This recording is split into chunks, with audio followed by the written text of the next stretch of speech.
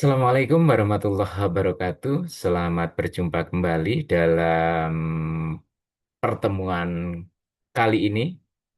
Pada kesempatan ini kita akan mencoba memahami tentang konsep deep learning atau kalau dalam bahasa Indonesianya adalah pembelajaran mendalam, gitu ya. Jadi pembelajaran mendalam. Pembelajaran mendalam adalah pembelajaran yang memuliakan dengan menekankan pada proses penciptaan suasana belajar dan proses pembelajaran berkesadaran atau mindful, bermakna atau mindful, dan menggembirakan atau joyful melalui olah pikir intelektual, olah hati etika, olah rasa estetika, dan olahraga atau kinestetik secara holistik dan terpadu. Jadi pembelajaran mendalam ini bukan kurikulum, tetapi pendekatan, gitu ya. Untuk memahaminya, pembelajaran mendalam tadi, proses pembelajarannya harus berkesadaran, kemudian bermakna, kemudian menggembirakan. Melalui kegiatan bagaimana?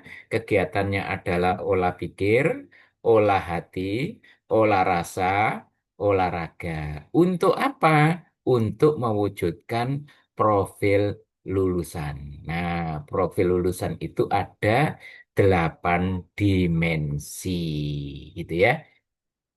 Ada 8 profil lulusan. Jadi kalau dulu kita belajar atau mempelajari tentang P5, ada profil-profil lulusan di proyek penguatan profil pelajar Pancasila. Saat ini orientasinya adalah 8 profil lulusan. Profil lulusan yang pertama adalah keimanan dan ketakwaan terhadap Tuhan Yang Maha Esa. Jadi diharapkan peserta didik yang lulus nanti akan lahir individu yang memiliki keyakinan teguh akan keberadaan Tuhan serta menghayati nilai-nilai spiritual dalam kehidupan sehari-hari.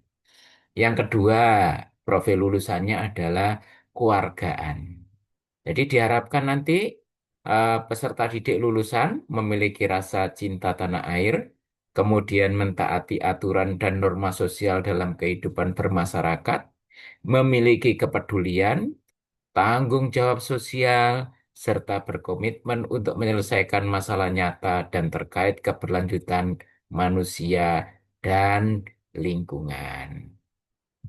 Profil lulusan yang ketiga adalah penalaran kritis. Nah, kalau dulu berpikir kritis gitu ya. Jadi individu yang mampu berpikir secara logis, analitis, dan reflektif dalam memahami dan mengevaluasi serta memproses informasi untuk menyelesaikan masalah. Kemudian yang keempat adalah kreativitas. Jadi kreativitas berarti berkaitan dengan inovatif ya. Jadi peserta didik nanti mampu berpikir secara inovatif, fleksibel, orisinal dalam mengelola ide atau informasi untuk menciptakan solusi yang unik dan bermanfaat. Itu 4 profil lulusan. Bagaimana yang kelima? 6, 7, dan 8. Ya, ini yang kelima adalah kolaborasi. Kolaborasi artinya menghasilkan individu yang mampu bekerja sama secara efektif dengan orang lain. Kemudian profil yang keenam adalah kemandirian. Individu yang diharapkan adalah mampu bertanggung jawab atas proses dan hasil belajarnya sendiri dengan menunjukkan kemampuan untuk mengambil inisiatif, mengatasi hambatan, dan menyelesaikan tugas secara tepat tanpa tergantung pada orang lain. Jadi ini kemandirian yang dimaknai sesuai dengan tingkatan usia peserta didik, gitu ya. Kemudian yang ketujuh kesehatan. Nah, profil lulusan yang kedelapan, yang ketujuh adalah kesehatan, yaitu individu yang memiliki fisik yang prima, bugar, sehat, dan mampu menjaga keseimbangan kesehatan mental dan fisik. Kemudian komunikasi. Nah, komunikasi ini profil yang mungkin baru muncul setelah ada apa namanya apa namanya eh, program yang program pembelajaran yang menekankan pada pendekatan deep learning, yaitu komunikasi ini yang kedelapan. Jadi individu yang memiliki kemampuan komunikasi antar pribadi untuk melakukan refleksi dan antar pribadi untuk menyampaikan ide dan gagasan. Jadi itu tadi ada 8 profil lulusan gitu ya.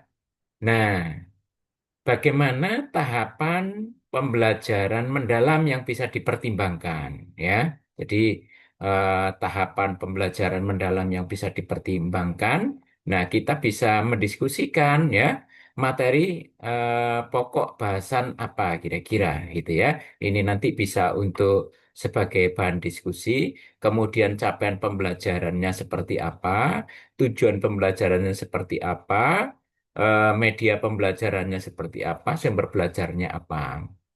Kemudian muatan-muatannya ini tadi mindfulnya berkesadarannya seperti apa, kemudian meaningful atau bermaknanya seperti apa, joyful learning atau menyenangkannya seperti apa. Jadi ini apa namanya yang perlu dipertimbangkan dalam proses pembelajarannya. Kemudian isu atau masalah konstekstual sebagai pemantik pengembangan critical thinking atau HOT-nya ya, higher order thinking ya. Kemudian bagaimana penguatan literasi dan numerasi. Yang terakhir jenis dan bentuk asesmen. Jadi kalau kita ingin mengembangkan mengembangkan tahapan pembelajaran mendalam, maka yang bisa kita pertimbangkan adalah pada materi pokok bahasan apa yang ingin kita kembangkan itu. Kemudian kita juga harus menelaah yang kedua, capaian pembelajarannya bagaimana. Yang ketiga, tujuan pembelajarannya seperti apa. Kemudian yang keempat, media. Yang kelima, sumber belajar yang digunakan.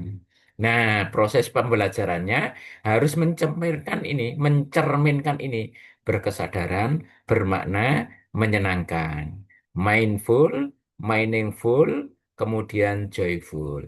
Nah, agar pembelajarannya itu berjalan dengan apa namanya aktif, maka perlu juga untuk pemantik, perlu dimasukkan juga isu atau masalah-masalah yang konseptual.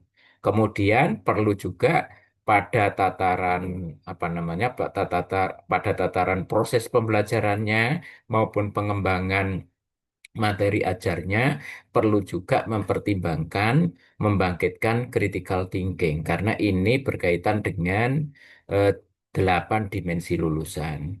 Bagaimana penguatan literasi dan numerasinya, kemudian jenis dan bentuk asesmennya itu seperti apa, gitu ya. Ini kalau kita ingin mengembangkan tahapan pembelajaran mendalam. Nah, sekarang pembelajaran dan asesmen pada pembelajaran mendalam tadi ya. Jadi ini sebenarnya untuk memperkuat yang pada slide sebelumnya.